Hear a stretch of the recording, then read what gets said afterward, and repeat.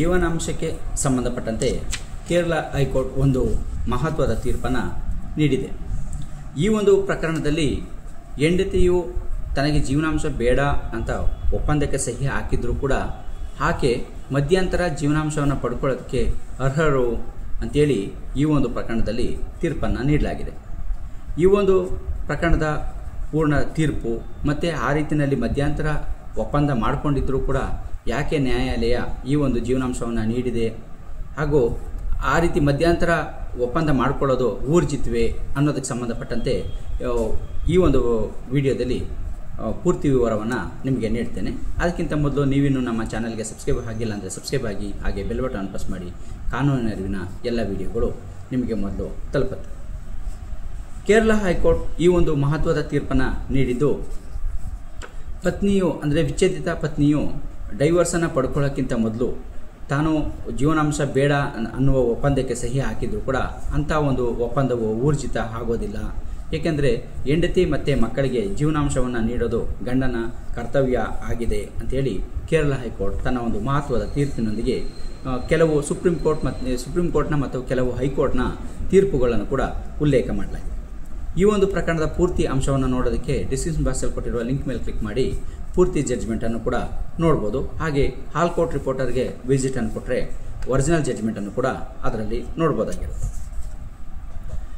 ಏನಕ್ಕೆ ಈ ರೀತಿ ಒಂದು ಜೀವನಾಂಶ ಬೇಡ ಅಂತ ಹೆಂಡತಿನೇ ಒಪ್ಪಂದಕ್ಕೆ ಸಹಿಯನ್ನು ಹಾಕಿದರೆ ಅದು ಊರ್ಜಿತ ಆಗೋಲ್ಲ ಅನ್ನೋದಕ್ಕೆ ಸಂಬಂಧಪಟ್ಟಂಗೆ ನೋಡೋದಾದರೆ ಈ ಒಂದು ಜಡ್ಜ್ಮೆಂಟಲ್ಲಿ ಹೆಂಡತಿಯು ಆ ಒಂದು ಸಂದರ್ಭದಲ್ಲಿ ಜೀವನಾಂಶ ಬೇಡ ಅಂತ ಹೇಳಿದರೂ ಕೂಡ ಆಕೆಯ ಒಂದು ಜೀವನಾಂಶವನ್ನು ಕೊಡೋದು ಗಂಡನ ಒಂದು ಕರ್ತವ್ಯ ಆಗಿರುತ್ತೆ. ಸೊ ಹಾಗಾಗಿ ಆ ರೀತಿಯಲ್ಲಿ ಬೇಡ ಅಂತ ತಿರಸ್ಕರಿಸಿರುವಂಥ ಒಂದು ಒಪ್ಪಂದಗಳು ಅದು ಶೂನ್ಯವಾಗಿರುತ್ತೆ ಅಂಥೇಳಿ ಈ ಹಿಂದೆ ಸುಪ್ರೀಂ ಕೋರ್ಟ್ನ ಕೆಲವು ಜಡ್ಜ್ಮೆಂಟ್ಗಳು ಕೂಡ ಹೇಳಿದೆ, ಹಲವಾರು ಹೈಕೋರ್ಟ್ನ ಜಡ್ಜ್ಮೆಂಟ್ಗಳು ಕೂಡ ಹೇಳಿದೆ. ಸೊ ಹಾಗಾಗಿ ಆ ಒಂದು ಜಡ್ಜ್ಮೆಂಟ್ಗಳನ್ನು ಈ ಒಂದು ಪ್ರಕರಣದಲ್ಲಿ ಉಲ್ಲೇಖವನ್ನು ಮಾಡಲಾಗಿದೆ. ಈ ಒಂದು ಪ್ರಕರಣದ ಒಂದು ಸಾರಾಂಶವನ್ನು ನೋಡೋದಾದರೆ, ಈ ಒಂದು ಪ್ರಕರಣದಲ್ಲಿ 1918ರಲ್ಲಿ ವಿಚ್ಛೇದನಕ್ಕಾಗಿ ಕೋರಿ ಅರ್ಜಿಯನ್ನು ಸಲ್ಲಿಸಲಾಗಿರುತ್ತೆ. ಸೊ ಹೆಂಡತಿಯು ತನ್ನ ಒಂದು ತಾಯಿ ಮನೆಯಿಂದ ಕೊಟ್ಟಂಥ ಒಡವೆಗಳು, ಆಭರಣಗಳನ್ನು ಇವುಗಳನ್ನು ವಾಪಸ್ ಪಡ್ಕೊಳ್ತಾಳೆ. ಹಾಗೆಯೇ ಕೆಲವು ಆಭರಣಗಳನ್ನು ಕೂಡ ಪಡ್ಕೊಳ್ತಾರೆ. ಮತ್ತು ಆಕೆಯ ಒಂದು ಜೀವನದ ಕ್ಷೇಮಾಭಿವೃದ್ಧಿಗಾಗಿ 10 ಲಕ್ಷ ರೂಪಾಯಿ ಹಣವನ್ನು ಕೂಡ ಪಿಟಿಷನರ್ ಕೊಡಲಿಕ್ಕೆ ಒಪ್ಕೊಂಡಿರ್ತಾರೆ, ಅದನ್ನು ಕೊಟ್ಟಿರ್ತಾರೆ. ಸೊ ಈ ಒಂದು ಒಪ್ಪಂದದಲ್ಲಿ ಜೀವನಾಂಶ ಬೇಡ ಅಂಥೇಳಿ ಒಂದು ಒಪ್ಪಿಗೆಗೆ ಸಹಿಯನ್ನು ಕೂಡ ಆಕೆ ಮಾಡಿರ್ತಾಳೆ.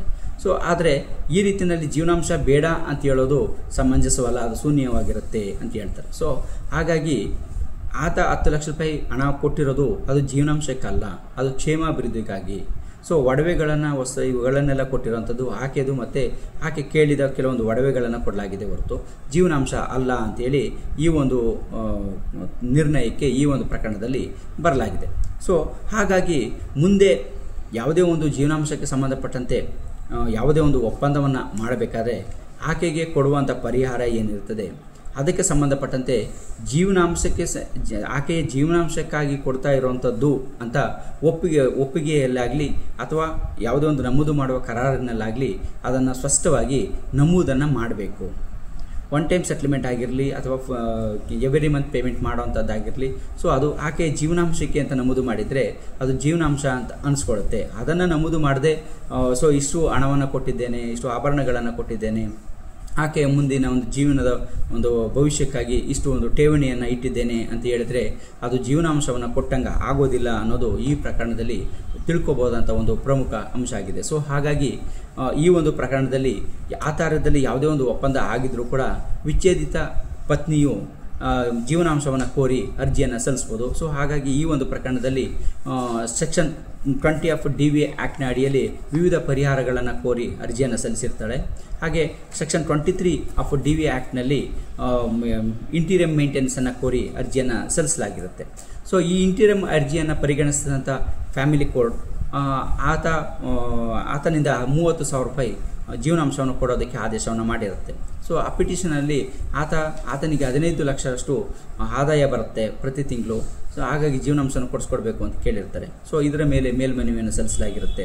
ಸೊ ಹಾಗಾಗಿ ಕೇರಳ ಹೈಕೋರ್ಟ್ ಇದನ್ನು ಪರಿಗಣಿಸಿ ಫ್ಯಾಮಿಲಿ ಕೋರ್ಟ್ ಏನು ಆದೇಶ ನೀಡಿತ್ತು ಅದನ್ನು ಎತ್ತಿ ಹಿಡಿದಿರುವಂಥದ್ದು ಈ ಒಂದು ಪ್ರಕರಣದಲ್ಲಿ ನೋಡ್ಬೋದಾಗಿರುತ್ತೆ. ಸೊ ಹಾಗಾಗಿ ಇಲ್ಲಿ ಯಾವುದೇ ಒಂದು ಕೌಟುಂಬಿಕವಾಗಿ ಇತ್ಯರ್ಥಪಡಿಸುವಂಥ ಇತ್ಯರ್ಥಪಡಿಸುವ ಜೀವನಾಂಶಕ್ಕೆ ಸಂಬಂಧಪಟ್ಟಂತೆ ಇತ್ಯರ್ಥಪಡಿಸುವಂಥ ಸಂದರ್ಭದಲ್ಲಿ ಸೂಕ್ಷ್ಮವಾಗಿ ಒಪ್ಪಂದವನ್ನು ಪರಿಗಣಿಸಬೇಕು. ಆಕೆಗೆ ಕೊಡುವಂಥ ಜೀವನಾಂಶ ಆಗಿರಲಿ, ವಸ್ತುಗಳಾಗಿರ್ಬೋದು, ಅವುಗಳನ್ನು ಆಕೆಯ ಒಂದು ಜೀವನಾಂಶಕ್ಕಾಗಿ ಅಂತ ನಮೂದು ಮಾಡಿದರೆ ಆ ಜೀವನಾಂಶಕ್ಕಾಗಿ ಆಲ್ರೆಡಿ ಕೊಟ್ಟಾಗಿದೆ ಅನ್ನೋದನ್ನು ಇಲ್ಲಿ ತಿಳಿಬೋದಾಗಿರುತ್ತೆ. ಅದನ್ನು ಹೊರತುಪಡಿಸಿ ಬೇರೆ ರೀತಿಯಲ್ಲಿ ಮುಂದಿನ ಜೀವನಾಂಶ ನಾನು ಪಡ್ಕೊಳ್ಳೋದಿಲ್ಲ, ವಿಚ್ಛೇದನ ಕೊಟ್ಟರೆ ಸಾಕು, ಈ ರೀತಿಯಲ್ಲಿ ನಮೂದು ಮಾಡಿದರೆ ಅದು ಊರ್ಜಿತ ಒಪ್ಪಂದ ಆಗಿರೋದಿಲ್ಲ. ಸೊ ಹಾಗಾಗಿ ಈ ರೀತಿಯ ಒಂದು ಒಪ್ಪಂದಗಳನ್ನು ಮಾಡಬೇಕಾದ್ರೆ ಒಂದು ಕರಾರುವಕ್ಕಾಗಿ ಸ್ಪಷ್ಟವಾಗಿ ನಮೂದು ಮಾಡಿ ಕೊಡಬೇಕಾಗಿರುತ್ತೆ. ಇಲ್ಲ ಅಂತಂದರೆ ಮತ್ತೆ ವಿಚ್ಛೇದಿತ ಪತ್ನಿಯು ಜೀವನಾಂಶವನ್ನು ಕೋರಿ ಸಲ್ಲಿಸುವ ಒಂದು ಎಲ್ಲ ಅವಕಾಶಗಳು ಇರುತ್ತೆ. ಆ ರೀತಿಯಲ್ಲಿ ಇದ್ದಂಥ ಒಪ್ಪಂದಗಳಲ್ಲಿ ಅದನ್ನು ತಿರಸ್ಕರಿಸಿ ಜೀವನಾಂಶವನ್ನು ಕೋರಿ ಮತ್ತೆ ಅರ್ಜಿಯನ್ನು ಸಲ್ಲಿಸೋದಕ್ಕೆ ಅವಕಾಶ ಇದೆ. ಸೊ ಹಾಗಾಗಿ ಇಲ್ಲಿ ಡಿ ವಿ ಆ್ಯಕ್ಟ್ನ ಸೆಕ್ಷನ್ 23ನಲ್ಲಿ ಈ ಒಂದು ಅರ್ಜಿ ರೆಸ್ಪಾಂಡೆಂಟ್ ಏನಿರ್ತಾರೆ ಇವರಿಗೆ ಜೀವನಾಂಶವನ್ನು ಕೊಡಲಾಗಿದೆ ಅನ್ನೋದನ್ನು ಇಲ್ಲಿ ನಾವು ನೋಡ್ಬೋದಾಗಿದೆ. ಸೊ ಹಾಗಾಗಿ ಈ ರೀತಿಯಲ್ಲಿ ಯಾವುದೇ ಒಂದು ಒಪ್ಪಂದಗಳನ್ನು ಮಾಡಿಕೊಂಡಿದ್ರೆ, ಅಂದರೆ ಜೀವನಾಂಶನ ಹೊರತುಪಡಿಸಿ ಜೀವನಾಂಶ ಬೇಡ ಅಂತೇಳಿ ಬರೀ ಒಪ್ಪಂದಗಳನ್ನು ಮಾಡಿಕೊಂಡು ವಿಚ್ಛೇದನಗಳನ್ನು ಪಡ್ಕೊಂಡಿದ್ರೆ ಅಂಥ ಸಂದರ್ಭದಲ್ಲಿ ಜೀವನಾಂಶವನ್ನು ಕೋರಿ ಅರ್ಜಿಯನ್ನು ಸಲ್ಲಿಸ್ಬೋದು ಅನ್ನೋದನ್ನು ಇಲ್ಲಿ ಪರಿಗಣಿಸ್ಬೋದಾಗಿದೆ.